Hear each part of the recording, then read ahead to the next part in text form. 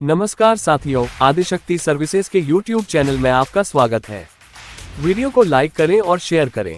हमारे चैनल को सब्सक्राइब करें और घंटी की बटन दबाएं। समाचार एजेंसी भाषा के अनुसार शादी से विवाह के मौसम एवं नवरात्र से पहले खाद्य तेलों की बढ़ती मांग तथा देश में आयातित खाद्य तेलों की कम आपूर्ति रहने के बीच बीते सप्ताह देश के तेल तिलहन बाजारों में सभी तेल से तिलहनों में सुधार आया।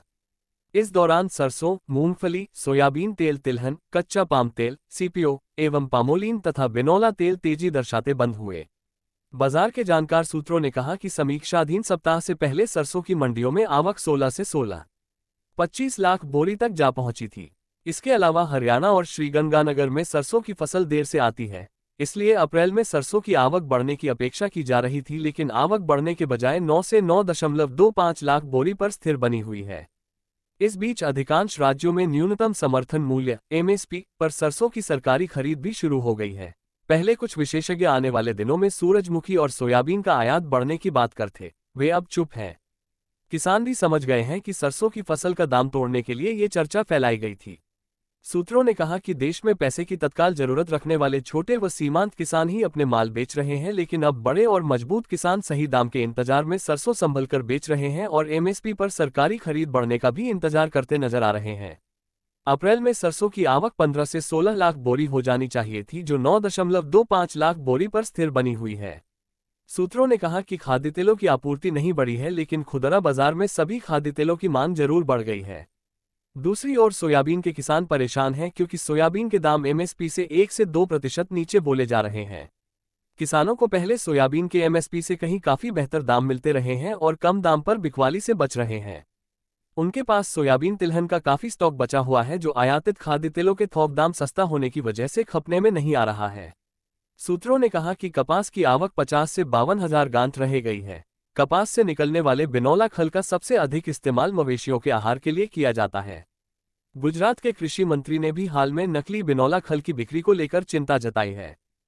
उन्होंने बताया कि बिनौले में असली दाम किसानों को इसके खल से ही मिलता है। केंद्र सरकार को अपनी ओर से पहल करते हुए राज्य सरकारों से कहना चाहिए कि वे बिनौले के नकली खल के कारोबार पर सख्ती से रोक लगाएं।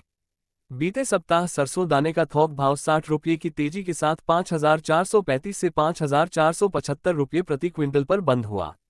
सरसों दादरी तेल का भाव 75 रुपये बढ़कर 10,425 रुपये प्रति क्विंटल पर बंद हुआ।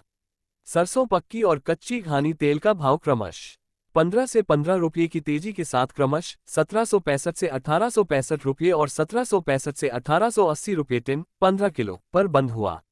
समीक्षाधीन सप्ताह में सोयाबीन दाने और लूज का भाव क्रमशः 105 से 105 रुपये की तेजी के साथ क्रमशः 4,740 से 4,760 रुपये प्रति क्विंटल और 4,540 से 4,580 रुपये प्रति क्विंटल पर बंद हुआ।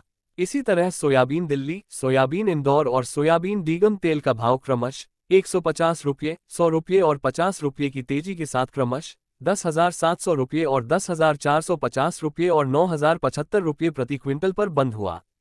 समीक्षाधीन सप्ताह में मूंगफली तिलहन के दाम 50 रुपये की तेजी के साथ 6,180 से 6,455 रुपये क्विंटल पर बंद हुए।